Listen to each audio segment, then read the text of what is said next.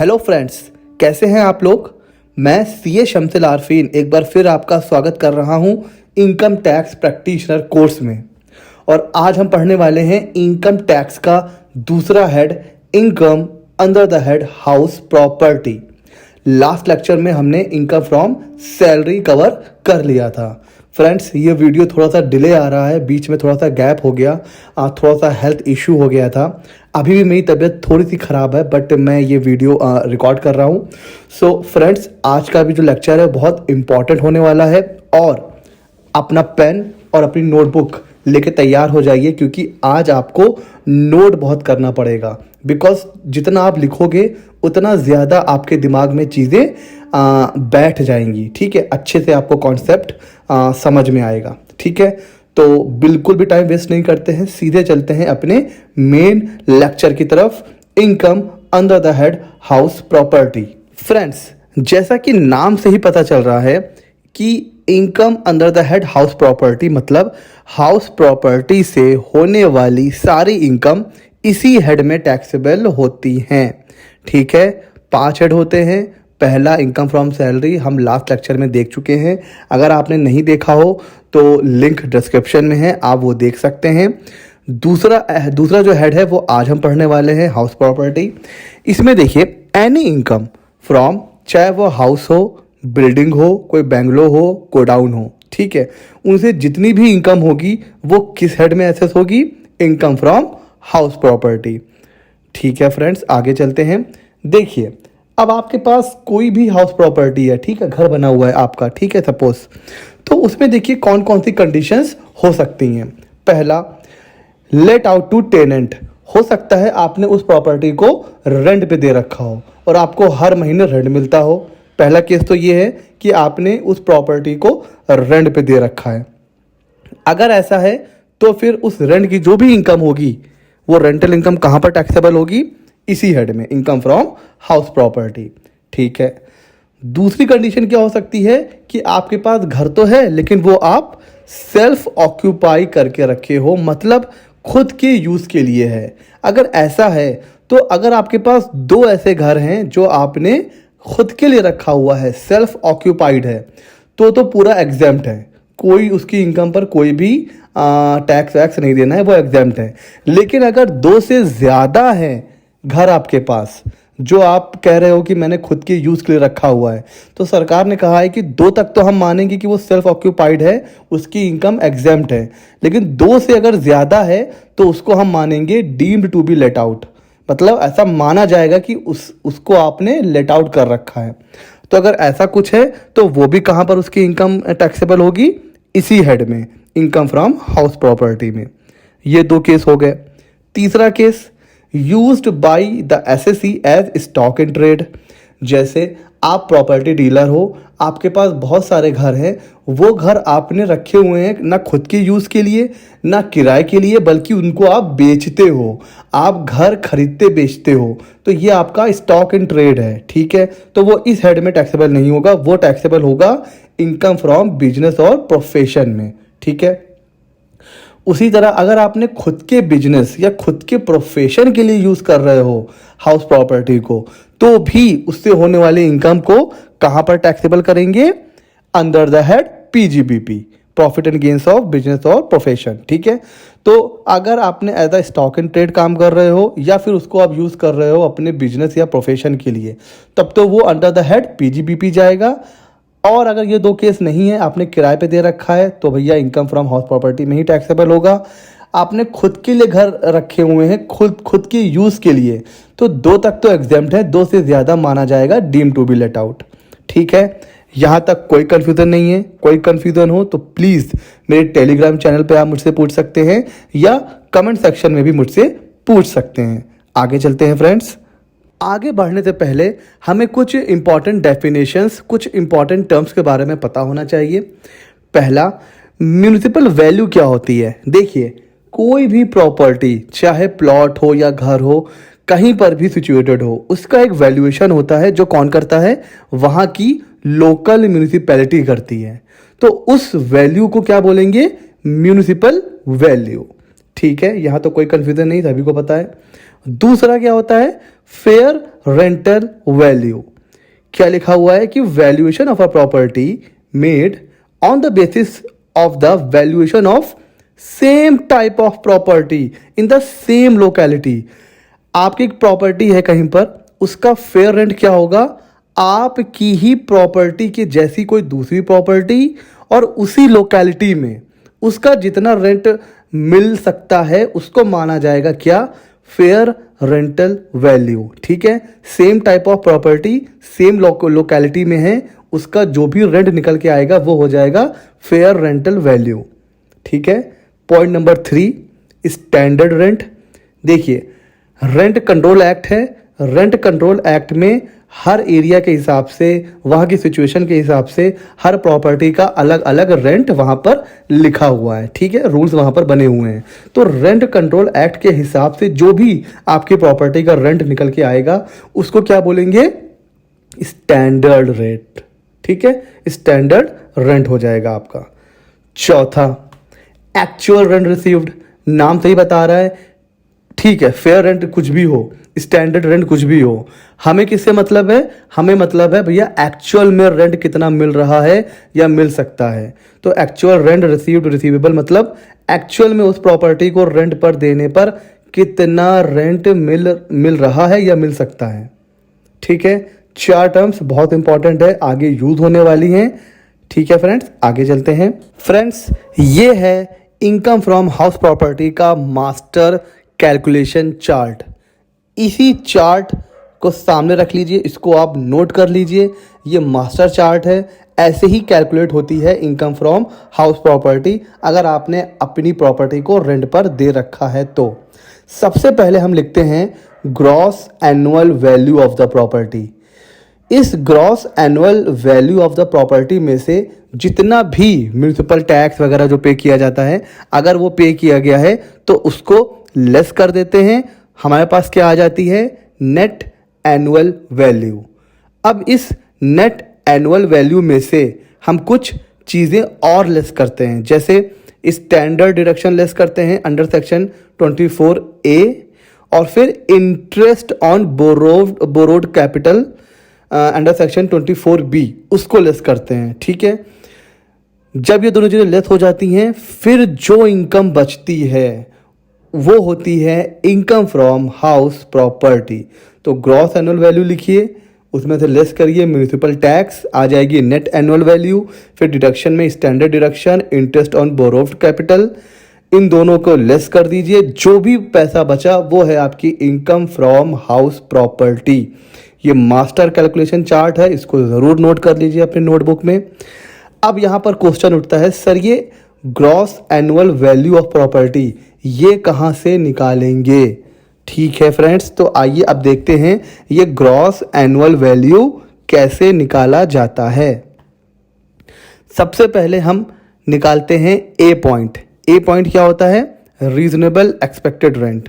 तो ए पॉइंट कैसे निकाला जाएगा, जो म्यूनिसिपल वैल्यूएशन है उसको लिख लीजिए, फेयर रेंट को लिख लीजिए और स्टैंडर्ड रेंट को लिख लीजिए। ये तीनों चीज़ें अभी हम पढ़ चुके हैं कि क्या होती है।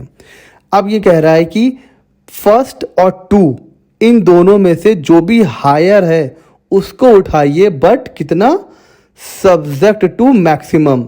मतलब फर्स्ट पॉइंट म्यूनिसिपल वैल्यूएशन और फेयर रेंट, इसमें से जो भी ज़्यादा होगा उसको उठा लीजिए, लेकिन वो स्टैंडर्ड रेंट से ज़्यादा नहीं होना चाहिए। इसको एग्जाम्पल से समझते हैं। म्यूनिसिपल वैल्यू है 8,500 और फेयर रेंट है 12,000 और स्टैंडर्ड रेंट है 11,000। रूल क्या कहता है, 1 और 2 विच एवर इज हायर। तो इन दोनों में से हायर कौन है, 12,000, लेकिन सब्जेक्ट टू मैक्सिमम ऑफ 3। तो 12,000 तो है, लेकिन ये कितना हो सकता है मैक्सिमम, पॉइंट नंबर 3 इतना ही हो सकता है। तो इन दोनों में से हायर देखा 12,000, फिर कंपेयर किया पॉइंट नंबर 3 से, सब्जेक्ट टू मैक्सिमम 11,000। तो जो ए पॉइंट का आंसर आया वो क्या आया, 11,000। ठीक है फ्रेंड्स, यहां तक कोई कंफ्यूजन नहीं है। पहला दूसरा विच एवर इज हायर वो ले लीजिए, लेकिन ये पॉइंट नंबर 3 से ज़्यादा नहीं हो सकता। तो ऐसे हमने निकाल लिया पॉइंट नंबर ए। ठीक है फ्रेंड्स, अब निकालते हैं पॉइंट नंबर बी। बहुत इजी है। रेंट जितना भी आपको रिसीव हो चुका है या जितना रिसीव हो सकता है उसमें से जो अनरियलाइज रेंट है, मतलब हो सकता है कभी कभी आपको रेंट ना मिले, तो जितने महीने का रेंट नहीं मिला उसको लेस कर दीजिए। अब जो आ गया ये आ गया आपका पॉइंट नंबर बी। ए निकालना हमें आ गया, बी निकालना आ गया। ठीक है फ्रेंड्स, आगे चलते हैं। जैसे एक एग्जांपल से समझ लेते हैं कि हमें 15,000 रेंट मिलना था, बट जिसमें से 1,500 का नहीं मिला। तो अब हमारा जो पॉइंट नंबर बी आया वो कितना आया, 13,500। पॉइंट नंबर ए कितना आया था, 11,000। और पॉइंट नंबर बी जो आया वो आया 13,500। तो अब जो ग्रॉस एनुअल वैल्यू का जो रूल है वो क्या है, जो भी हमने पॉइंट नंबर ए निकाला है वो, और जो पॉइंट नंबर बी निकाला है वो, विच एवर इज हायर। तो क्या था, 11,000 पॉइंट नंबर ए में आया था, 13,500 पॉइंट नंबर बी में आया था। तो जो दोनों में से ज्यादा हुआ वो हो गया हमारा क्या, ग्रॉस एनुअल वैल्यू। हाँ, इसमें से आप एक चीज़ और लेस कर दीजिएगा कि अगर वैकेंसी की वजह से कोई लॉस है, ज़रूरी नहीं है कि आपकी प्रॉपर्टी साल के 12 महीने जो है वो रेंट पर चढ़ी रहे। हो सकता है 1-2 महीने कोई रेंट पे ना ले या कोई प्रॉपर्टी को खाली करके चला जाए। तो जितना भी आपको लॉस हो रहा है ड्यू टू वैकेंसी वो लेस कर दीजिएगा। तो 13,500 में जितना भी लॉस हो रहा है ड्यू टू वैकेंसी वो लेस कर देंगे। अब जो आएगा वो आ जाएगी हमारी ग्रॉस एनुअल वैल्यू। और यही ग्रॉस एनुअल वैल्यू को आप इस मास्टर कैलकुलेशन चार्ट में लिखेंगे सबसे ऊपर, ग्रॉस एनुअल वैल्यू। ठीक है, तो समझ में आ गया। पहले पॉइंट नंबर ए निकालेंगे, फिर पॉइंट नंबर बी निकालेंगे। ए और बी में से जो भी हायर होगा वो बनेगी हमारी ग्रॉस एनुअल वैल्यू। कोई कंफ्यूजन, कोई भी प्रॉब्लम है, आप ज़रूर टेलीग्राम चैनल पर या मेरे व्हाट्सएप नंबर पर या यूट्यूब के कमेंट सेक्शन में मुझसे डायरेक्टली पूछ सकते हैं। अब बात करते हैं डिडक्शंस अंडर सेक्शन 24। ये जो स्टैंडर्ड डिडक्शन है और जो इंटरेस्ट ऑन बोरोव्ड कैपिटल है ये कैसे निकाले जाती है। ठीक है, तो देखिए standard deduction under section 24A ये बहुत इजी है। अभी जो हमने नेट एनुअल वैल्यू निकाली है, ठीक है, उस नेट एनुअल वैल्यू का 30% खत्म। बहुत इजी। तो standard deduction under section 24A वो क्या होती है, जितनी भी आपकी NAV आई उसका 30% निकालिए और उसको लेस कर दीजिए, खत्म। दूसरी डिडक्शन होती है standard deduction under section 24 bracket में B। आपने अपने हाउस प्रॉपर्टी के कंस्ट्रक्शन के लिए, किसी काम को करवाने के लिए बैंक से या किसी फाइनेंशियल इंस्टीट्यूशन से लोन लिया, ठीक है, उस लोन पर आप इंटरेस्ट भी पे करते हैं। तो अगर आपने सेल्फ ऑक्यूपाइड प्रॉपर्टी के लिए लिया है क्या लोन, तो उसके ऊपर मैक्सिमम टू मैक्सिमम 2 लाख तक का डिडक्शन आपको मिल सकता है, 2 लाख से ऊपर नहीं मिलेगा। हाँ, लेकिन अगर आपने कोई लेट आउट प्रॉपर्टी के लिए लोन ले रखा है तो इंटरेस्ट की कोई लिमिट नहीं है। अगर आपने 10 लाख भी इंटरेस्ट दिया है तो 10 लाख आप क्या कर सकते हैं, लेस कर सकते हैं। लेकिन सेल्फ ऑक्यूपाइड प्रॉपर्टी के लिए मैक्सिमम टू मैक्सिमम 2 लाख। ठीक है, तो ये 2 चीजें हैं जो लेस की जाती हैं किससे, नेट एनुअल वैल्यू से। तो जब 30% ऑफ NAV लेस कर देंगे और जो इंटरेस्ट है उसको भी लेस कर देंगे, फिर जो अमाउंट बचेगा वो हो जाएगी इनकम फ्रॉम हाउस प्रॉपर्टी। ठीक है, बहुत ही सिंपल है। और ये जो इंटरेस्ट हमको मिलता है डिडक्शन 2 लाख तक, इसकी जो है कुछ कंडीशंस हैं। वो कंडीशन क्या है, छोटी छोटी। एक तो जो लोन आपने लिया है वो ऑन और आफ्टर 1/4/1999 1/4/1999 उसके बाद का होना चाहिए। कंस्ट्रक्शन और एक्विजिशन ये लोन लेने से 5 साल के अंदर अंदर कंप्लीट हो जाना चाहिए। ठीक है, और जो कंप्लीशन सर्टिफिकेट वगैरह होता है वो मतलब लोन को आपने सही यूज़ किया हुआ है, इसका सर्टिफिकेट आपको ऑब्टेन करना है किससे, जिससे आपने लोन लिया है, यानी कि बैंक वगैरह से, वो आपको एक सर्टिफिकेट देगा कि हाँ लोन आपने सही से यूटिलाइज किया है। ये कंडीशन सेटिस्फाई हैं तो आप 2 लाख रुपए तक की डिडक्शंस क्लेम कर सकते हैं। ठीक है फ्रेंड्स, कोई कंफ्यूजन नहीं, आगे चलें। देखिए, अगर आपके पास 2 सेल्फ ऑक्यूपाइड कोई हाउस है, मतलब आप कोई 2 हाउस आपके पास हैं जो आप खुद के रहने के लिए यूज़ कर रहे हैं, खुद के काम के लिए यूज़ कर रहे हैं, उससे होने वाली इनकम क्या है, एग्जाम्प्ट है, कोई भी टेंशन नहीं है, आराम से एग्जाम्प्ट है। लेकिन अगर 2 से ज़्यादा कोई ऐसी प्रॉपर्टी है जो आपके, जैसे आपने कहा कि मेरे पास तो 5 हाउस हैं और मैं 5 को यूज़ करता हूँ खुद के लिए, खुद ही रहता हूँ, तो सरकार आपसे क्या कहेगी, नहीं 2 तक की इनकम तो एग्जाम्प्ट है, लेकिन 3rd, 4th और 5th इसको ऐसा माना जाएगा, क्या माना जाएगा कि deemed to be let out. भले ही आपने एक्चुअल में उसको किराए पे नहीं दे रखा है, क्या माना जाएगा कि आपने उनको किराए पर दे रखा है। वरना क्या होता है कि मेरे पास 2 घर हैं, मैंने 3 और घर बनवाए, उससे रेंट आ रहा है, आराम से पैसा आ रहा है, मैं उसके ऊपर 1 रुपए का इनकम टैक्स नहीं पे कर रहा हूँ। जब सरकार मुझसे पूछ रही है तो मैं क्या कह रहा हूँ, 5 मैं खुद के लिए यूज़ कर रहा हूँ। हाँ, सरकार ने कहा ऐसा नहीं है, सिर्फ 2 हाउस तक तो हम आपको एग्जाम्पशन देंगे, 2 से ज़्यादा जितने भी आपके पास हाउस हैं हम क्या मानेंगे कि वो आपने किराए पर दे रखे हैं। और फिर उसका जो भी इनकम का कैलकुलेशन होगा वो कैसे किया जाएगा, जो अभी हमने ये मास्टर कैलकुलेशन चार्ट देखा है ऐसे किया जाएगा। ठीक है फ्रेंड्स, ये था इनकम फ्रॉम हाउस प्रॉपर्टी। कोई कंफ्यूजन आप मुझसे पूछ सकते हैं। अगर आपको वीडियोस अच्छे लग रहे हो तो फ्रेंड्स ज़रूर सब्सक्राइब कीजिए मेरा चैनल, लाइक भी कीजिए, और जो आपके फ्रेंड्स हैं उन तक मेरा जो वीडियो है उनको शेयर भी करिए। ठीक है फ्रेंड्स, मिलते हैं अपने अगले वीडियो में। Thank you, goodbye, stay safe.